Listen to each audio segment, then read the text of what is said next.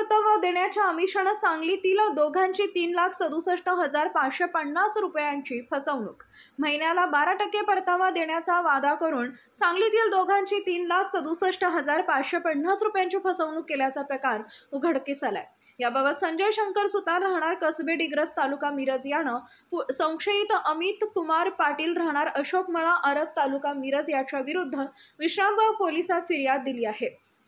पोलिसांनी दिलेल्या माहितीनुसार जिनियस ट्रेडर्स अँड डेव्हलपर्स व जिनियस मल्टीट्रेड कॉर्न एलपी या कंपनीचा प्रोप्रायटर अमित कुमार पाटील यानं दिनांक 15 जानेवारी 2021 ते 28 जानेवारी 2021 या कालावधीत शंकर सुतार यांना 12% परतावा देतो असं सांगून 4.5 लाख रुपये गुंतवण्यास भाग पाडले। तसेच सुतार यांचे मित्र संजय सूर्यवंशी यांना 18 जानेवारी 2022 रोजी 2 लाख गुंतवण्यास भाग पाडून 12% परतावा देतो असं सांगितलं।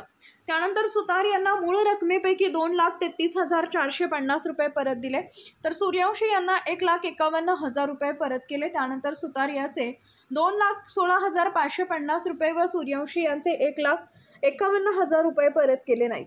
त्यांनी वारंवार विचारणा करूनही पैसे न दिल्यामुळे फसवणुकीचा गुन्हा दाखल झालाय।